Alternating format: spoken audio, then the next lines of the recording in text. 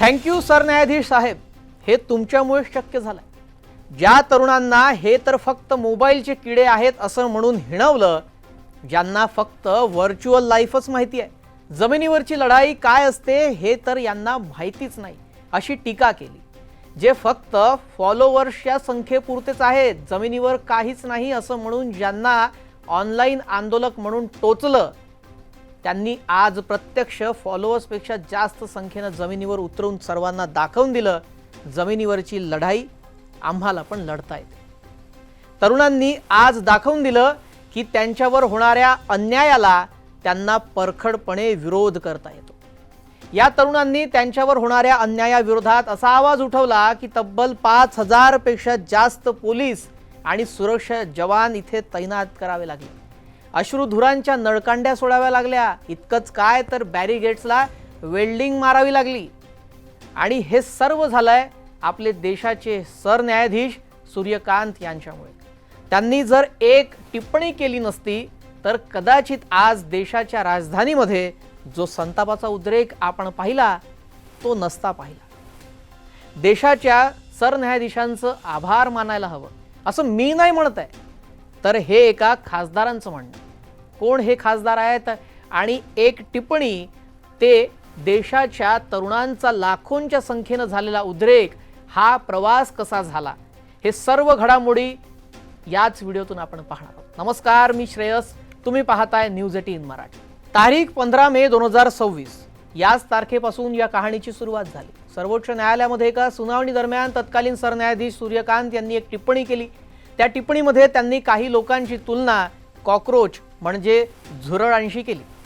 हे वक्तव्य सोशल मीडियावर वाऱ्यासारखं पसरलं, त्यावर टीका झाली। नंतर स्पष्टीकरणही आलं की आपला उद्देश सर्व बेरोजगारांना म्हणायचा नव्हता, पण तोपर्यंत सोशल मीडियानं ती टिप्पणी स्वतःच्या पद्धतीनं स्वीकारली होती।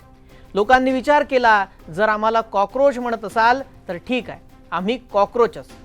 आणि इथून जन्म झाला कॉकरोच जनता पार्टीचा म्हणजे CJPचा। ती तारीख होती 17 मे 2026, म्हणजे सरन्यायाधीश यांच्या वक्तव्याच्या अवघ्या 2 दिवसांनंतर। हे सुरुवातीला राजकीय पक्ष नव्हतं, ते एक प्रतीक होतं, एक व्यंग होतं, एक डिजिटल आंदोलन होतं। सुरुवातीला अनेकांनी या आंदोलनाची खिल्ली उडवली।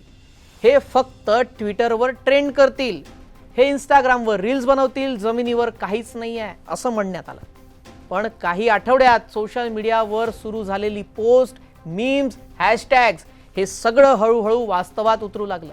विद्यार्थी जोडले गेले, स्पर्धा परीक्षांशी उमेदवार जोडले गेले, बेरोजगार युवक जोडले गेले, RTI कार्यकर्तेही जोडले गेले, सिव्हिल सोसायटीचे लोक सुद्धा जोडले गेले आणि एका शब्दाने एक आंदोलन जन्माला आलं। आज त्या आंदोलनानं दिल्लीमध्ये आपली ताकद दाखवून दिली। सकाळपासूनच मोठ्या प्रमाणावर युवक राजधानीमध्ये पोहोचू लागले होते। प्रशासनानं आधीच मोठा फौज फाटा तयार केला होता जंतर मंतर परिसरात, आणि महत्त्वाच्या मार्गांवर मोठ्या संख्येनं पोलीस तैनात करण्यात आले होते। काही ठिकाणी आंदोलनकर्त्यांना रोखण्याचा प्रयत्न झाला, बॅरिगेट्स उभारण्यात आले, काही ठिकाणी त्यांना अधिक मजबूत करण्यासाठी वेल्डिंग करण्यात आली। इतका तीव्र रोष होता या सर्व तरुणांचा की बॅरिगेट्स तोडून ते आतमध्ये गेले, तर ते बॅरिगेट्स तोडून पुढे जाऊ नये म्हणून ते वेल्डिंग करून जोडण्यात आले। असे अनेक व्हिडिओ सोशल मीडियावर व्हायरल झाले। आंदोलनकर्ते पुढे सरकतच राहिले, पाऊस आला तरी जुमानले नाही, पोलिसांनी लाठीचार्ज केला तरीही मागे हटले नाही। पोलिसांनी त्यांना रोखण्याचा पुरेपूर प्रयत्न केला, पण ते संसद भवन परिसराकडे आगेकूच करत राहिले। मागणी एकच होती, धर्मेंद्र प्रधान यांनी राजीनामा द्यावा, नीट परीक्षेत विद्यार्थ्यांच्या जीवाशी खेळणाऱ्या मंत्र्यानं राजीनामा द्यावा। कारण नीट परीक्षेत झालेला गोंधळ आणि त्याच्यातल्या मानसिक त्रासातून काही विद्यार्थ्यांनी आत्महत्या केली, त्यांच्या कुटुंबियांना मदत द्यावी, आर्थिक मदत करावी, या प्रमुख मागण्या होत्या। आणि याच मागणीसाठी हे सर्व तरुण आज त्या दिल्लीमध्ये एकवटले। काही ठिकाणी अश्रुधुरांचाही वापर करण्यात आला, तरीही मात्र तरुण हे तिथेच ठाम राहिले। आता इथे दोन बाजू समोर येतात। आंदोलनकर्त्यांचं म्हणणं आहे आम्ही शांततापूर्ण आंदोलन करत होतो, आमचा आवाज दाबण्याचा प्रयत्न झाला, तर प्रशासनाचं म्हणणं आहे कायदा सुव्यवस्था राखण्यासाठी आवश्यक ती पावलं उचलण्यात आली। पण राजकीय दृष्ट्या सर्वात मोठी गोष्ट काय घडली माहिती आहे? बहुतांश विरोधी पक्ष या आंदोलनापासून काहीसे दूरच राहिले। काहींनी सोशल मीडियावर प्रतिक्रिया दिल्या, काहींनी निवेदनं दिली, पण उघडपणे आंदोलकांशी स्वतःला जोडण्याचं धाडस फार कमी पक्षांनी दाखवलं आणि इथंच उद्धव ठाकरे वेगळे दिसले. त्यांनी आंदोलनाला उघड पाठिंबा दिला. त्यांच्या पक्षानं आंदोलनकर्त्यांच्या बाजूने भूमिका घेतली. यामुळे राजकीय विश्लेषक एक प्रश्न विचारू लागले आहेत. सरकार विरोधात जर एखादी सुप्त नाराजी तयार होत असेल तर ती सर्वात आधी उद्धव ठाकरे यांनी ओळखली कशी? याचं उत्तर अजून भविष्यात आता आपल्याला मिळेल. पण राजकारणामध्ये एक गोष्ट कायम असते, जो पहिला पोहोचतो त्याला अनेकदा त्याचा राजकीय फायदा होतो. मात्र तो फायदा होईल की नाही होईल, हे आंदोलन किती मोठं होतं, किती काळ टिकतं आणि किती व्यापक लोक समर्थन त्याला मिळतं यावर ते अवलंबून असतं. दरम्यान आता सध्या शिवसेनाचे जे उबाटाचे खासदार आहेत त्यांनी एक ट्विट केलं आणि त्यातूनच या व्हिडिओची जी शीर्षक लाईन आहे ती मी तुमच्यापर्यंत घेऊन आलो. देशाच्या सरन्यायाधीशाचे आभार मानायला हवेत.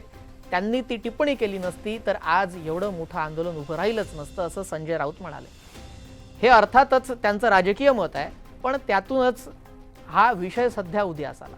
पण या विधानानं एक मोठी चर्चा सुरू झाली. आता सर्वात मोठा प्रश्न आजचा दिवस नेमका कुणाचा होता? सरकारचा होता, विरोधकांचा होता की त्या हजारो तरुणांचा होता जे म्हणत आहेत आम्ही फक्त मोबाईलवर नाही आहेत, आम्ही रस्त्यावर उतरू शकतो.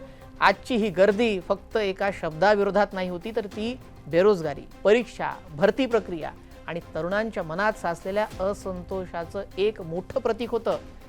कारण इतिहास सांगतो अनेक मोठी आंदोलनं एका छोट्या घटनेपासून सुरू झाली आहे, पण ती पुढे जाऊन फक्त त्या एका घटनेपुरती मर्यादित राहिली नाही आहे.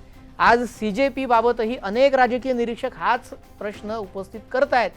हे आंदोलन एका टिप्पणीपुरतं राहणार की पुढे ते युवकांच्या व्यापक असंतोषाचं एक राष्ट्रीय व्यासपीठ बनणार? याच प्रश्नाचं उत्तर अजून तरी मिळालेलं नाही आहे. पण आजच्या दिवसानं एक गोष्ट नक्की दाखवून दिली. सोशल मीडियावर सुरू झालेली प्रत्येक मोहीम फक्त मोबाईलच्या स्क्रीनपुरती मर्यादित राहत नाही, असं समजणं कदाचित धोकादायक ठरू शकतं. आणि तेच सरकारच्या बाबतीत घडलं. सरकारला हे आंदोलन मोबाईल पुरतं छुटकुसं तरुणांचं आंदोलन वाटलं, पण ते फार तीव्र स्वरूप घेताना आज दिसलं. कधी कधी एक हॅशटॅग, एक टिप्पणी, एक मीम आणि एक शब्द रस्त्यावर उतरलेल्या हजारो लोकांचं आंदोलन बनू शकतं बरं. आणि म्हणूनच आज दिल्लीमध्ये जे घडलं ते फक्त एका दिवसाचं आंदोलन नव्हतं, तर डिजिटल युगातल्या राजकारणाची बदलती भाषा होती. आता या भाषेचा पुढचा अध्याय काय असेल हे येणारा काळच ठरवेल. या आंदोलनाबाबत आणि या घडामोडीबाबत तुमचं काय मत आहे कमेंट करून नक्की सांगा. हे नेमकं आंदोलन कुणाचं होतं, सरकारचं, विरोधकांचं की या हजारो तरुणांचं, आणि यात कोण जिंकलं असं आपल्याला वाटतं?